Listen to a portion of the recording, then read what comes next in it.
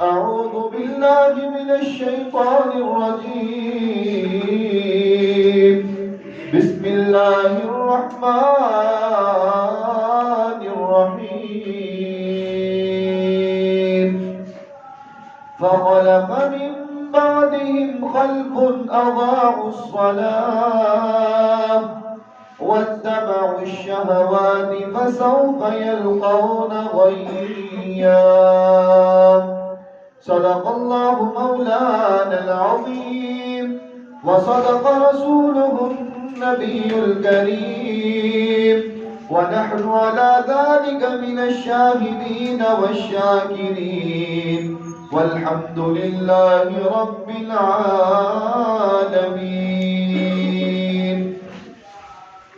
حمد و ثنا، تعریف، تمجید، تقدیس اللہ رب العزت کے لیے جو کائنات کا پالنے والا ہے، خالق ہے، مالک ہے، رازق ہے، داتا ہے، گنج بخش ہے، لجپال ہے، غریب نواز ہے، غوث اعظم ہے، علی کل شیء قدیر ہے. درود و سلام آقا و جہاں، امام الانبیاء، خطیب الانبیاء، امام اعظم، پیر اعظم، مرشد اعظم، رہبر اعظم، امام کائنات، نبی التوبہ، نبی الرحمہ، بشیر نذیر، سراج منیر صلی اللہ علیہ وسلم کی ذات اقدس پر ہوں. باری تعالیٰ سے دعا ہے کہ اللہ تعالیٰ ہمارا یہاں پر آنا، بیٹھنا، سننا، سنانا اللہ تعالیٰ اپنی بارگاہ کے اندر منظور و مقبول فرمائے اور ہم سب کا ذریعہ نجات کا سبب بنے. اللہ ہم سب کو بار بار اپنے گھر کی زیارت نصیب فرمائے. اللہ رب العالمین نے انسانوں کو فقط اپنی عبادت کے لیے پیدا کیا. انسان کا اس دنیا میں آنے کا صرف اور صرف ایک ہی مقصد ہے اور وہ اللہ کی عبادت ہے. اس کے علاوہ انسان کا دنیا میں جینے کا کوئی اور ارادہ اور فائدہ نہیں، صرف اللہ کی عبادت. ہم کھاتے ہیں، ہم پیتے ہیں، ہم روزمرہ زندگی کے کاموں میں مگن اور مصروف رہتے ہیں. یہ ہماری ضروریات ہیں، یہ ہمارا مقصد نہیں ہے، یہ ہماری ضروریات ہیں. ایک ہے مقصد اور ایک ہے ضرورت. آج ہم نے اپنی ضروریات کو مقصد کے اوپر مقدم کر دیا. ضروریات اصل نہیں ہے بلکہ انسان کا اصل مقصود اور مطلوب ہے. اگر کوئی انسان اپنی دکان کے لیے، اپنے اسکول کے لیے کسی کو مزدوری پر رکھتا ہے یا کسی کو ملازم رکھتا ہے تو اس کا کوئی نہ کوئی مقصد ہوتا ہے. مثال کے طور پر کسی شخص نے اپنی دکان کی رکھوالی کے لیے، اپنے گھر کی رکھوالی کے لیے ایک شخص منتخب کیا، ایک چوکیدار رکھا. اب اس کا مقصد کیا ہے؟ دکان کی حفاظت کرنا. اس کا مقصد کیا ہے؟ گھر کی چوکیداری کرنا. اگر وہ چوکیدار چوکیداری نہ کرے، اپنے مالک کو خوش کرنے کے لیے اس کے آگے پیچھے ہو یا اپنے مالک کے بچوں کو کھلا دے، تو کیا وہ اپنا مقصد پورا کر رہا ہے؟ نہیں کر رہا. اگر کوئی انسان اپنے اسکول کے لیے ایک ٹیچر رکھے اور وہ ٹیچر، استاد جو ہے، وہ بچوں کو پڑھانے کی بجائے ان کے ساتھ کھیلتا رہے، تو وہ کیا اپنے مقصد کو پورا کر رہا ہے؟ نہیں کر رہا. میرے رب نے انسان کو فقط اپنی عبادت کے لیے پیدا کیا. انسان کی پیدائش کا مقصد صرف اللہ کی عبادت ہے. اور عبادات میں سے سب سے بڑی عبادت جو ہے وہ نماز دن میں 5 مرتبہ وقت پر ہر مسلمان کو باجماعت مسجد میں نماز ادا کرنا یہ ضروری اور فرض ہے. 5 سے کم نہیں چلے گی. وقت کو چھوڑ کر جان بوجھ کر لیٹ کر کے اور لیٹ پڑھنے کی روٹین بنا لینا یہ بھی نہیں چلے گا. لیکن آج بدقسمتی سے میں اور آپ اس مسئلے میں بڑے غافل ہو چکے ہیں. ساری دنیا کے کام کرنے کے بعد ہمیں یہ خیال آتا ہے کہ ابھی تو میری نماز رہتی ہے. ہم سارے کام کر لیتے ہیں, اس کے بعد ہمارے ذہن میں یہ خیال آتا ہے کہ ابھی تو میں نے نماز پڑھنی تھی. سارے کام پہلے, نماز سب سے آخر. گاہک آ گیا اس کے بعد نماز, دوست آ گیا اس کے بعد نماز, رشتہ دار آ گئے اس کے بعد نماز, کاروبار ہے اس کے بعد نماز, تجارت ہے اس کے بعد نماز. ساری چیزوں کو آگے رکھا اور نماز کو پیچھے رکھا. جس شخص میں یہ علامت پائی جائے, جس انسان میں یہ چیز پائی جائے, وہ انسان منافق ہے. یہ منافقوں کی علامت ہے کہ نماز کو لیٹ کر کے پڑھنا, نماز نہ پڑھنا, نماز میں سستی کرنا, یہ اہل ایمان کی علامت نہیں ہے, یہ منافقوں کی علامت ہے. اور آج ہم دیکھ لیں کہ ہم نماز میں سستی کرتے ہیں. آج ساری دنیا کے کام جو ہیں ہم نے ان کو مقدم رکھا ہے, اور نماز اصل مقصد جو رب نے ہمارے اوپر لگایا ہے, اصل ذمہ داری جو رب نے ہمارے اوپر عائد کی ہے, ہم نے اس کو مؤخر کر دیا ہے. اور یقین جانیے, آپ اذان سنتے ہیں, اذان ہمیں کیا سکھلاتی ہے؟ اللہ اکبر کا معنی کیا ہے؟ حی علی الصلاۃ کا معنی کیا ہے؟ حی علی الفلاح کا مطلب کیا ہے؟ اس کا مطلب یہ نہیں ہے کہ قاری صاحب دکان میں لڑکا نہیں تھا اس لیے میں مسجد میں نہیں آ سکا. اس کا مطلب یہ نہیں ہے کہ قاری صاحب دفتر سے چھٹی نہیں ہوتی, میں ملازمت کرتا ہوں مجھے چھٹی نہیں ملتی, اس وجہ سے میرا جمعہ لیٹ ہو جاتا ہے. قاری صاحب دکان میں رش اتنا تھا کہ مجھے پتہ ہی نہیں چلا ٹائم کا اور میری نماز ضائع ہو گئی. اس کا مطلب یہ نہیں ہے. یہ منافق کی نشانی ہے, یہ علامت منافقوں کی ہے. اللہ اکبر کا معنی یہ ہے, حی علی الفلاح کا معنی یہ ہے, حی علی الصلاۃ کا معنی یہ ہے کہ جب یہ صدا تمہارے کانوں میں آئے, جب یہ آواز تمہارے کانوں میں جائے, جب تم اذان کی صدا کو سنو تو سارے کاموں کو ترک کر دو, سارے کاموں کو چھوڑ دو, ساری تجارت کو چھوڑ دو, ساری مصروفیات کو چھوڑ دو, آ جاؤ رب کے در پر, آ جاؤ اس خالق کے دربار پر, آ جاؤ اس مالک کے دربار پر, آ جاؤ اور کھڑے ہو جاؤ کہ اللہ تیری صدا میری کانوں میں آئی تھی, تیری آواز میرے کانوں میں پڑی تھی, اذان کی آواز میں نے جب سنی تھی میں نے سب کو چھوڑ دیا, سب کو مؤخر کر دیا, رب کے دربار پر آ گیا, رب کے حضور کھڑا ہو گیا. یہ ہے اللہ اکبر کا معنی, یہ ہے حی علی الصلاۃ کا معنی, یہ ہے حی علی الفلاح کا معنی. ہماری زندگی کا مقصد تجارت نہیں ہے, ہماری زندگی کا مقصد کاروبار نہیں ہے, ہماری زندگی کا مقصد رشتہ داروں کے ساتھ گپے لگانا نہیں ہے, ہماری زندگی کا مقصد دوستوں کے ساتھ کھیلنا نہیں ہے, ہماری زندگی کا مقصد سیر سپاٹے نہیں ہے, بلکہ ہماری زندگی کا مقصد یہ ہے کہ ہم ہر لمحہ اللہ کی عبادت کے لیے تیار رہیں, ہر ٹائم اللہ کی عبادت کے لیے اپنے آپ کو تیار رکھیں. جب یہ چیز انسان کے اندر ہوگی تو ایسے انسان کی دنیا بھی کامیاب ہے اور آخرت بھی کامیاب ہوگی.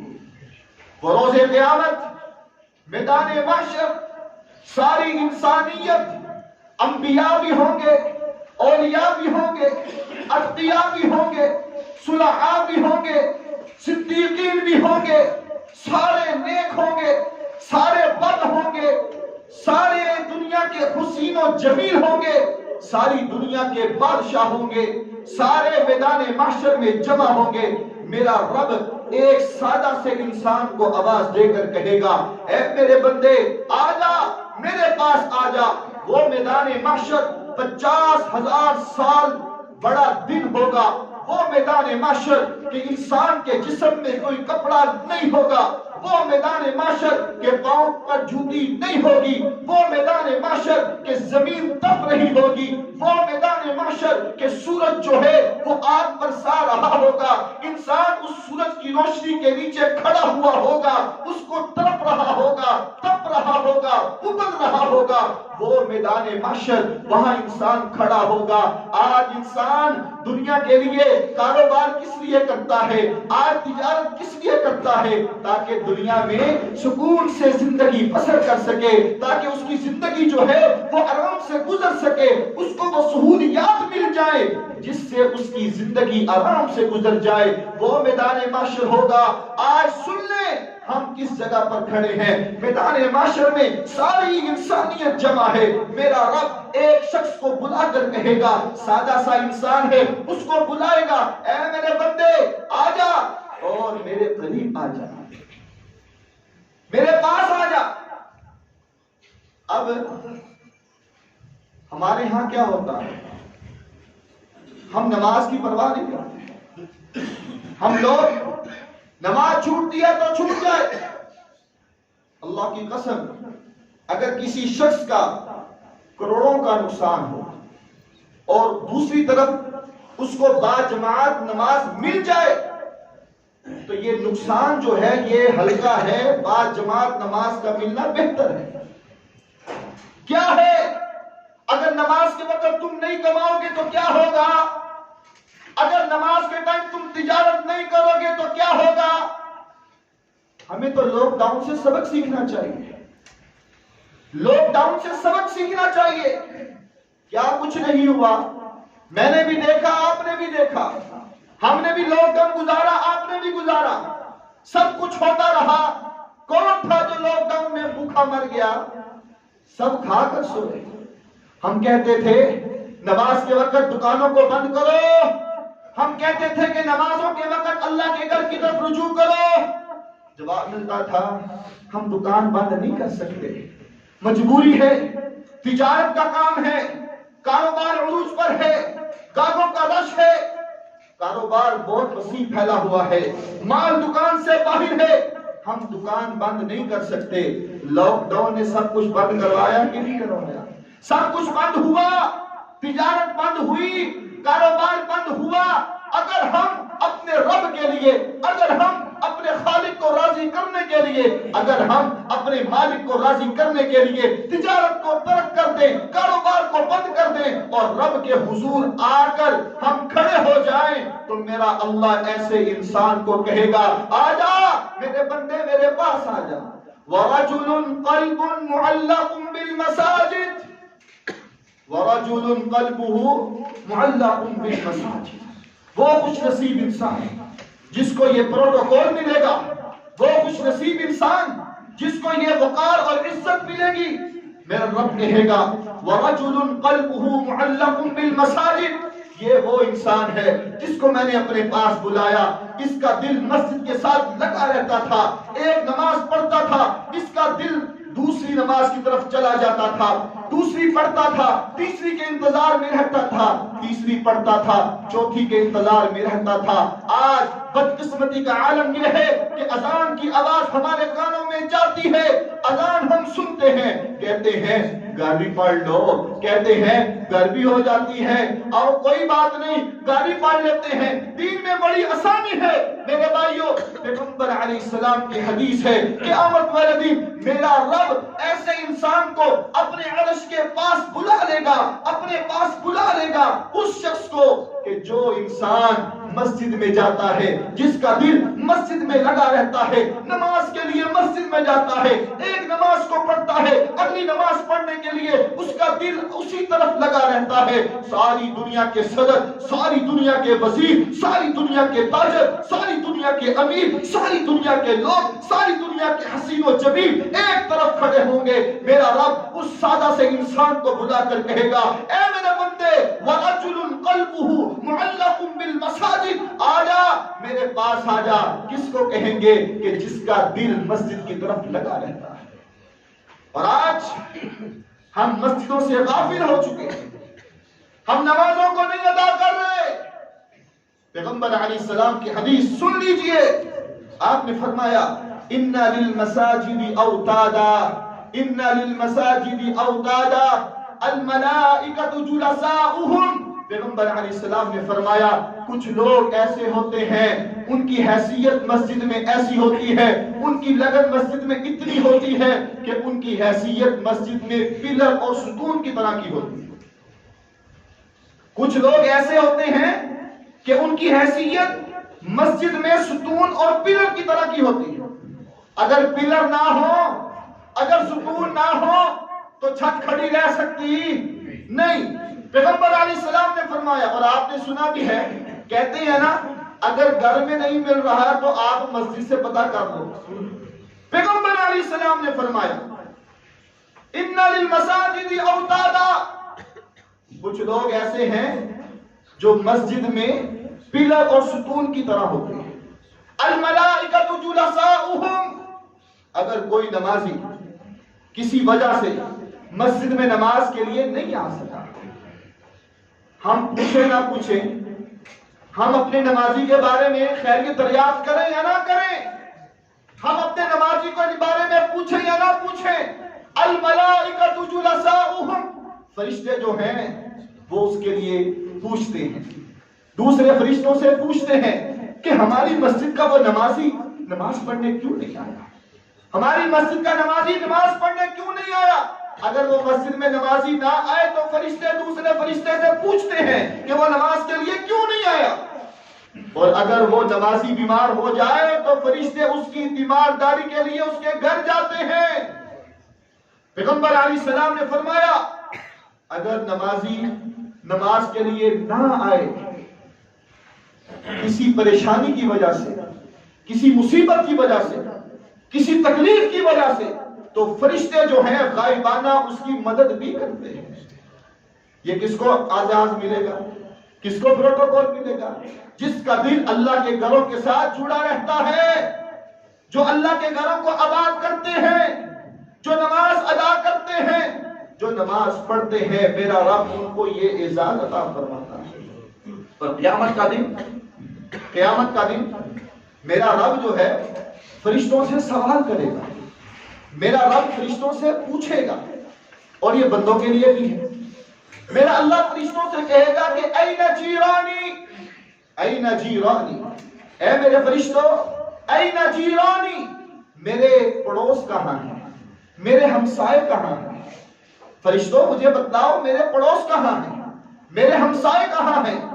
فرشتے کہیں گے کہ اللہ آپ کا ڈیرا جو ہے وہ ساتوں آسمانوں سے اوپر، عرش کے اوپر بہت اعلیٰ اور بہت بلند ہے، پھر آپ کے پڑوسی اور آپ کے ہمسائے وہ کون ہیں؟ پیغمبر علیہ السلام نے فرمایا این العمارۃ المساجد، این العمارۃ المساجد، این العمارۃ المساجد۔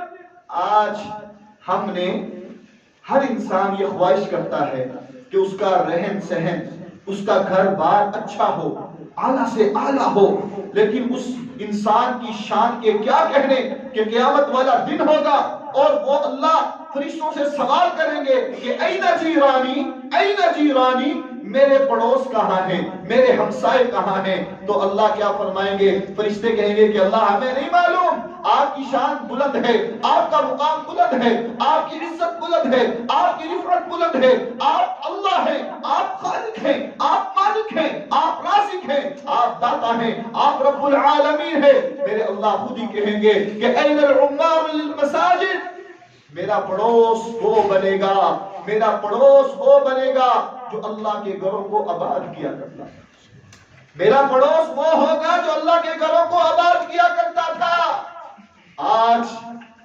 دنیا کمانے کے پیچھے چل پڑے. اللہ کے گھر خالی ہیں, ہم مساجد کی طرف نہیں آ رہے. این عمار المساجد. قیامت والے دن اگر ہم چاہتے ہیں کہ ہمیں رب العالمین کا پڑوس ملے, اگر ہم چاہتے ہیں کہ ارحم الراحمین کا پڑوس ملے, اگر ہم چاہتے ہیں کہ خالق کا پڑوس ملے, تو پھر ہمیں اللہ کے گھروں کی طرف آنا ہوگا, رب کے دربار کا رخ کرنا ہوگا, داتا کے گھر کا رخ کرنا ہوگا, اللہ کے گھر آنا ہوگا اور نماز کو ادا کرنا ہوگا. اور آپ سبھی جانتے ہیں, آپ کو معلوم ہے کہ ہر انسان کے کندھوں پر فرشتے آتے ہیں. ہر انسان کے کندھوں پر, میرے کندھوں پر بھی آتے ہیں, آپ کے کندھوں پر بھی آتے ہیں, ہماری اولاد کے کندھوں پر بھی آتے ہیں, ہمارے والدین کی کندھوں پر بھی آتے ہیں. ہر انسان کے کندھوں پر اللہ کے فرشتے آتے ہیں, ان کی ڈیوٹیاں لگی ہوئی ہیں. جب وہ فرشتے ڈیوٹی پوری کر کے اللہ کے پاس جاتے ہیں تو میرا اللہ ان سے پوچھتا ہے, میرا اللہ ان سے پوچھتا ہے, سواء منکم من اسر القول ومن جهر به ومن هو مستخف بالليل وسارب بالنهار ولا اصغر من ذلك ولا اكبر الا في كتاب مبين ولا يعزب عن ربك من مثقال ذرة في السماوات ولا في الارض ولا اصغر ولا اكبر الا في كتاب مبين. دن کے اجالے میں, رات کی تاریکی میں, بلند آواز کو, آہستہ آواز کو, ذرہ ذرہ آسمان کی بلندیوں میں ہو یا زمین کی تہوں میں ہو, چھوٹے سے چھوٹی چیز, بڑی سے بڑی چیز میرے رب سے چھپی ہوئی. میرے رب کو سب کچھ معلوم ہے, لیکن میرا رب فرشتوں سے پوچھنا چاہتا ہے, میرا رب فرشتوں سے پوچھنا چاہتا ہے, گواہ بنانا چاہتا ہے. اب ہماری وہاں پر حاضری لگ رہی ہے. اے میرے فرشتوں, کیفا ترکناہم عبادی, کیفا ترکتہم عبادی. اے میرے فرشتوں, بندوں کو کس حال میں چھوڑ کر آئے گا؟ وہ فرشتہ کہتا ہے, ڈیوٹیاں کب چینج ہوتی ہیں؟ فجر اور عصر کے وقت. فرشتہ کہتا ہے, اے میرے رب, رات تھی, اندھیرا تھا, سردی تھی, سناٹا تھا, وہ تیرا بندہ گرم بستر کو چھوڑ کر وضو کر کے اور مسجد کی طرف چلا گیا, مسجد میں کھڑا ہو کر نماز ادا کرنے لگ پڑا. اور اے اللہ, جب ہم اس کو چھوڑ کر آئے تو دنیا تجارت میں مصروف تھی, لوگوں کا ہجوم تھا, تجارت عروج پر تھی, کاروبار عروج پر تھا, لیکن وہ تیرا بندہ تیرے در میں کھڑا ہو کر نماز پڑھ رہا تھا, تجھے منا رہا تھا.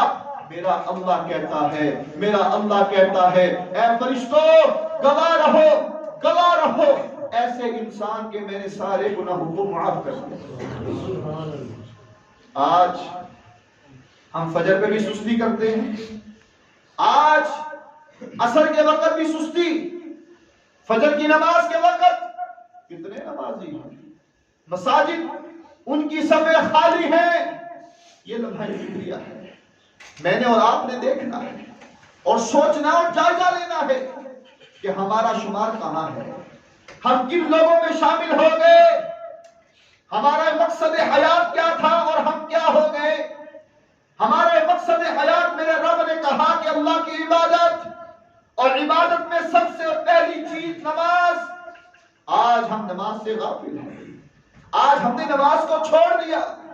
پیغمبر علیہ السلام کی حدیث, آپ نے فرمایا کہ اسلام کی کڑیاں ہیں, اسلام کی کڑیاں ہیں, اور ہر کڑی جو ہے وہ ایک دوسرے کے ساتھ جڑی ہوئی ہے, ہر کڑی ایک دوسرے کے ساتھ جڑی ہوئی ہے. اور تم ایک ایک کر کے اسلام کی ساری کڑیوں کو توڑ دو, تم ایک ایک کر کے اسلام کی ساری کڑیوں کو توڑ دو گے. اور آپ نے فرمایا کہ اسلام کی پہلی کڑی امانت ہے, اسلام کی پہلی کڑی امانت ہے, اور اسلام کی سب سے آخری کڑی وہ نماز ہے. نماز چھوڑ دو گے تو سب کچھ ختم, نماز گئی تو سب کچھ ختم. خدا را اپنے مقصد حیات کو پہچانیے, خدا را اپنی ذمہ داری کو پہچانیے. بدن سے روح نکل گئی تو پھر کوئی کسی کے کام ہے, کوئی کسی کا ساتھ ہے, کوئی کسی کے ساتھ نہیں چلے گا. آج دنیا کما رہے ہیں اپنوں کے لیے. آج صبح سے لے کر شام تک ہم محنت کر رہے ہیں, کاروبار کر رہے ہیں, مزدوری کر رہے ہیں. کس کے لیے؟ اپنوں کے لیے. اپنے بھی اس وقت کام ہے. یہ نماز کام آئے گی, یہ عبادت کام آئے گی.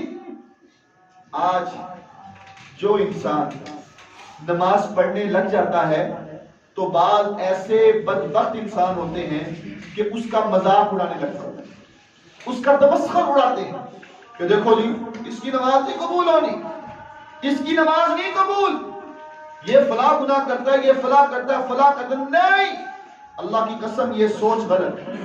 پیغمبر علیہ السلام کی وہ حدیث اپنے ذہنوں میں بٹھانی چاہیے کہ جب انسان وضو کرتا ہے اور نماز کے لیے مسجد میں آتا ہے تو میرے اللہ اس کے گناہوں کو معاف کرتے ہیں. ہاتھوں سے گناہ ہوتے ہیں, کانوں سے گناہ ہوتے ہیں, آنکھوں سے گناہ ہوتے ہیں, زبان سے گناہ ہوتا ہے, ہمارے پاؤں ہمارے وجود سے گناہ ہوتے ہیں. جب ہم وضو کرتے ہیں تو اکثر و بیشتر گناہ تو ویسے ہی چڑھ جاتے ہیں. رسول اللہ صلی اللہ علیہ وسلم کی حدیث, آپ نے فرمایا کہ جب انسان نماز کے لیے مسجد میں آتا ہے اور اللہ کے حضور کھڑا ہوتا ہے تو اس انسان کے سارے گناہ جو ہیں وہ اس کے سر پر آ جاتے ہیں. سارے گناہ سر پر, ایک گٹھری کی صورت میں اس کے سر پر آ جاتا ہے. آپ نے فرمایا کہ جب وہ انسان رکوع میں جاتا ہے وہ سارے گناہ گر جاتے ہیں, اللہ سارے گناہوں کو معاف کر دیتا ہے. لیکن بدقسمتی ہے کہ آج ہم نماز سے غافل ہو گئے. آج ہم نے نماز کو چھوڑ دیا. اللہ کے بندو, چوری جرم ہے, زنا جرم ہے, شراب پینا جرم ہے, ڈاکہ ڈالنا جرم ہے. آج اگر ہماری اولاد چوری میں مبتلا ہو جائے تو ہم اس کو روکتے ہیں. اگر آج ہماری اولاد شراب پینے والوں لوگوں کی محفل میں بیٹھ جائے تو ہم اس کو سختی سے روکیں گے, ٹوکیں گے کہ یہ مجلس درست نہیں ہے, یہ لوگ ٹھیک نہیں ہے, یہ سوسائٹی ٹھیک نہیں ہے, یہ ماحول, یہ گیدرنگ درست نہیں ہے. لیکن جو شخص, جو انسان بے نماز ہے اس کا جرم چوری کرنے والے سے بھی بڑا ہے. بے نماز انسان کا جرم زنا کرنے والے سے بھی بڑا ہے. بے نمازی کا جرم شراب پینے والے سے بھی بڑا ہے. بے نمازی کا جرم ڈاکہ ڈالنے والے سے بھی بڑا ہے. ہاں, چوری کرنا جرم ہے, چوری کرنا گناہ ہے, شراب پینا گناہ ہے, زنا کرنا گناہ ہے, ڈاکہ ڈالنا گناہ ہے. لیکن ان سارے گناہ جو ہے یہ کبیرہ گناہ ہے. ان سارے گناہوں میں سے سب سے بڑھ کر گناہ جو ہے, اکبر الکبائر گناہ جو ہے وہ بے نماز ہونا ہے, بے نمازی ہونا ہے, بے نمازی ہونا. آج میں اور آپ کس موڑ پر کھڑے ہیں یہ دیکھ لیں.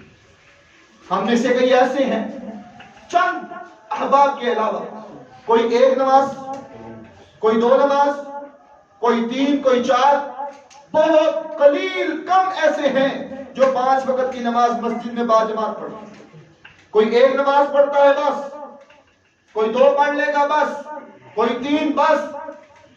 میرے بھائیوں, یہ کام ہے, یہ کام نہیں چلے گا.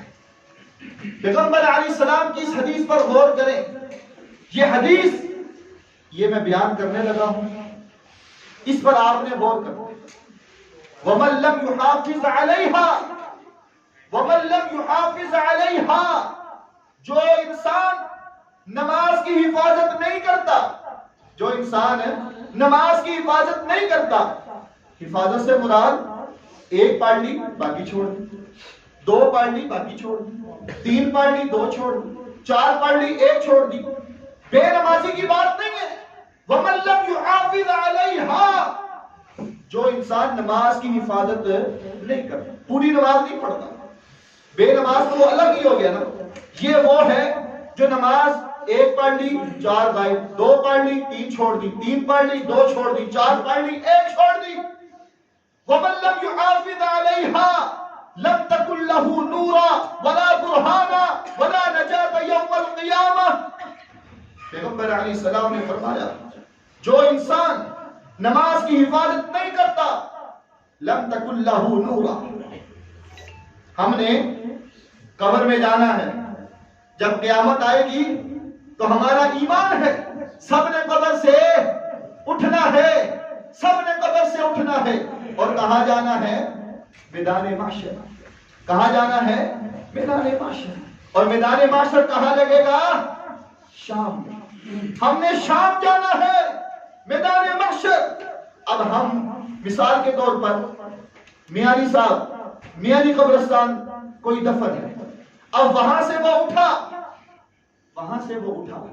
اب اس نے میدان محشر جانا ہے. اب کیا ہے؟ کوئی روشنی نہیں ہے. اذا الشمس كورت، سورج لپیٹ دیا جائے گا. واذا النجوم انكدرت، یہ ستارے بے نور ہو جائیں گے. اذا السماء انفطرت، آسمان پھٹ جائے گا. اذا السماء انشقت، آسمان پھٹ جائے گا. سارا اندھیرا اندھیرا ہو جائے گا، زمین بدل جائے گی. وہ مردہ انسان اپنی قبر سے نکلے گا. آج کوئی اندھیرا نہیں ہے، اس کی آنکھیں بھی ہیں لیکن دیکھ نہیں سکتا. اس نے جانا ہے میدان محشر جانا ہے، محشر میں پہنچنا ہے. راستے میں ہو سکتا ہے دریا بھی آئے، ہو سکتا ہے سمندر بھی آئے، ہو سکتا ہے پہاڑ بھی آئے، ہو سکتا ہے کیا آئے، لیکن اس کو روشنی نہیں ہے. لم تکن لہ نورا. بے نماز انسان مر گیا، اس وقت اس کو روشنی ملے گی. جو نمازی ہوگا اس کو روشنی ملے گی. وہ اپنی نماز کے نور کے ساتھ میدان محشر کی طرف جائے گا. اور جو بے نماز ہوگا اس کو نظر نہیں آئے گا، کوئی نور نہیں ہوگا. پھر وہ کیسے جائے گا؟ یہ اندازہ میں نے اور آپ نے لگانا ہے. ولا برہانا. رب کے حضور چلے گئے، رب کے حضور پیش ہو گئے.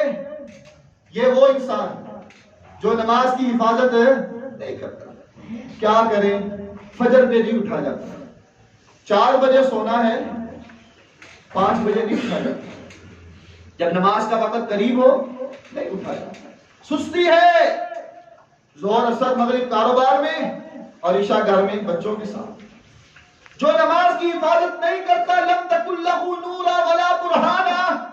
اللہ کے سامنے جب ہم پیش ہوں گے تو ہمیں کچھ دلائل کی ضرورت ہوگی، ہمیں کچھ گواہوں کی ضرورت ہوگی، ہمیں کچھ سفارشات کی ضرورت ہوگی. جو بے نماز ہوگا نہ اس کو گواہی ملے گی، نہ اس کو کوئی سفارش ملے گی، اور نہ اس کے پاس کوئی دلیل ہوگی. ولا نجات یوم القیامہ. یہ لفظ ولا نجات یوم القیامہ پیغمبر علیہ السلام کی حدیث ہے. محمد الرسول اللہ صلی اللہ علیہ وسلم نے فرمایا ہے کہ ایسے انسان کی قیامت والے دن نجات نہیں ہوگی. کس کی؟ جو نماز میں سستی، نماز کی حفاظت نہیں کرتا. 2 پڑھ لی 3 چھوڑ دی، 3 پڑھ لی 2 چھوڑ دی. ولا نجات یوم القیامہ. قیامت والے دن ایسے انسان کی نجات نہیں. اب میں نے اور آپ نے دیکھنا ہے کہ آج کل پرسوں زندگی گزر گئی، کتنی نمازیں ہم روزانہ پڑھتے ہیں اور کتنی چھوڑتے ہیں. یہاں بات بے نماز کی نہیں ہے. جو نماز پڑھتا ہے لیکن پوری نہیں پڑھتا، 5 نہیں پڑھتا، اس تعداد کو چھوڑ کر کم پڑھتا ہے، یہ اس کے بارے میں ہے کہ ولا نجات یوم القیامہ، کہ قیامت والے دن ایسے انسان کی نجات نہیں ہوگی. اچھا پھر کیا ہوگا؟ اللہ قیامت والے دن پھر ایسے انسان کے ساتھ کیا ہوگا؟ میرے رب فرما رہے ہیں فَقَانَ لَهُ قَارُونَ وَفِرْعَوْنَ وَحَامَانَ وَأُبَيُّ بْنُ أَبِي خَلْفَ. پیغمبر علیہ السلام فرماتے ہیں کہ ایسا بدبخت انسان جو ہے، 2 کیٹیگریاں، 2 چیزیں، 2 گروہ. ایک وہ ہے جو کامیاب ہے، ایک وہ ہے جو نماز پڑھتا تھا، ایک وہ ہے جو سردی گرمی کی پرواہ کیے بغیر مسجد کی طرف آتا تھا، ایک وہ ہے جب نماز کا وقت ہوا اس نے کاروبار کو چھوڑ دیا. ایک وہ ہے اس نے تجارت کو چھوڑ دیا اس لیے کہ میں نے اپنے رب کو منانے جانا ہے. نماز کا وقت ہے میں نے رب کے دربار پر جانا ہے. ایسا انسان تو اللہ کی طرف ہوگا, اللہ کے پاس کھڑا ہوگا. اب وہ دوسرا انسان, دوسرا گروہ, دوسرا شخص کون ہوگا؟ جو نماز میں سستی کرتا تھا, نماز پوری نہیں پڑھتا تھا, نماز کی حفاظت نہیں کرتا تھا. میرا رب کہتا ہے, محمد رسول اللہ صلی اللہ علیہ وسلم نے فرمایا, ایسا انسان فرعون کے ساتھ ہوگا. ایسا انسان فرعون کے ساتھ. کون فرعون؟ جو یہ دعویٰ کرتا تھا کہ انا ربکم الاعلی. میرا رب کہتا ہے کہ نماز اس کی حفاظت نہ کرنے والا فرعون کے ساتھ ہوگا. اور آج آپ نے دیکھا ہے, سنا ہے, وہ بدبخت جس کو میرے رب نے پوری دنیا کے لیے عبرت کا نشان بنا دیا, اور اس کا جسم جو ہے آج بھی مصر کے اندر موجود ہے, اور قیامت تک اس کو عبرت کا نشان بنا دیا میرے رب نے. اس کے ساتھ کون کھڑا ہوگا؟ نماز کی حفاظت نہ کرنے والا. آج میں نے اور آپ نے دیکھنا ہے کہ ہم نے کہاں جانا ہے, ہم نے کس کی طرف کھڑے ہونا ہے. محمد رسول اللہ صلی اللہ علیہ وسلم نے فرمایا, جو انسان نماز کی حفاظت نہیں کرتا قیامت والے دن وہ قارون کے پاس کھڑا ہوگا. کون قارون؟ کون قارون؟ جس کے پاس اتنا خزانہ تھا, اتنا خزانہ تھا کہ اس کے خزانوں کی چابیاں اونٹوں کے اوپر سوار کر کے لے کر جایا کرتے تھے. اتنا خزانہ تھا. اور وہ کیا تھا؟ تکبر کرتا تھا. تکبر. میرے رب نے اس قارون کو اس کے خزانوں سمیت زمین تک دنسا دیا, زمین کے اندر اس کو دنسا دیا, اور قیامت تک وہ زمین کے اندر ہی جا رہا ہے. اس کو یہ عذاب مل رہا ہے کہ قیامت تک وہ قارون اپنے خزانوں سمیت زمین کے نیچے جا رہا ہے. میں نے اور آپ نے دیکھنا ہے, میں نے اور آپ نے اپنا لمحہ فکریہ جائزہ لینا ہے کہ قیامت والے دن ہم نے کہاں کھڑے ہونا. کیا ہم نماز میں سستی تو نہیں کرتے؟ کیا ہم نماز کی حفاظت کر رہے ہیں؟ کیا ہم نماز کو ادا کر رہے ہیں؟ پیغمبر علیہ السلام نے فرمایا کہ جو انسان نماز کی حفاظت نہیں کرتا قیامت والے دن وہ حامان کے ساتھ ہوگا. حامان کون ہے؟ یہ فرعون کا سیکٹری تھا.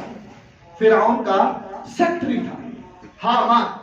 جب موسیٰ علیہ السلام نے فرعون کو کہا نا کہ میرا رب تو آسمان پر ہے, پورے نظام کو چلا رہا ہے, آسمان زمین اس نے بنائے ہیں, یہ ساری مخلوقات میرے رب کی بنائی ہوئی ہے, تو فرعون نے نا اپنے سیکٹری حامان کو کہا کہ حامان تم نا ایک بڑی بلڈنگ بناؤ, ایک بڑی عمارت بناؤ, میں اس عمارت کے اوپر کھڑا ہو کر موسیٰ کے رب کو دیکھنا چاہتا ہوں. یہ وہ بدبخت انسان ہے حامان. اور چوتھے نمبر پر کون تھا؟ ابی بن خلف. یہ کون ہے؟ یہ محمد رسول اللہ صلی اللہ علیہ وسلم کا دشمن تھا. فرعون, قارون, حامان, ابی بن خلف, یہ سارے اسلام کے دشمن تھے. اسلام سے غداری انہوں نے کی, اسلام کو نقصان پہنچانے کی کوشش کی. اللہ کے گستاخ تھے, پیغمبر علیہ السلام کا گستاخ تھا. آپ نے فرمایا کہ جو انسان نماز کی حفاظت نہیں کرتا قیامت والے دن ان کے ساتھ کھڑا ہوگا. آج ہم کہتے ہیں کہ کاروبار میں ٹائم نہیں ملتا. آج ہم یہ بہانہ لگاتے ہیں کہ میرا بیٹا کالج میں جاتا ہے, وہاں نماز نہیں پڑھنے دیتے, میری بیٹی اکیڈمی جاتی ہے, وہاں نماز نہیں پڑھی جاتی.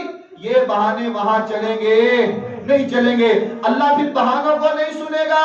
آج موقع ہے, آج موقع ہے, اصلاح کیجئے اپنی بھی اور اپنے اہل و عیال کی بھی, اپنے بچوں کی بھی. جو ذمہ داری ہمارے اوپر رب نے لگائی ہے, اللہ نے لگائی ہے, آئیے عزم کیجئے کہ جو کچھ ہو گیا اللہ ہم معافی مانگتے ہیں. جو غلطیاں ہو گئی, جو کوتاہیاں ہو گئی, اللہ اس کو معاف کر دے. اور آج سے عزم کرے کہ اللہ آج کے بعد نماز نہیں چھوڑیں گے. اللہ آج کے بعد تیرے گھروں کو آباد کرنے کی کوشش کریں گے. اللہ آج کے بعد ہم فجر بھی پڑھیں گے, سحر بھی پڑھیں گے، عصر بھی پڑھیں گے، مغرب بھی پڑھیں گے، عشاء بھی پڑھیں گے۔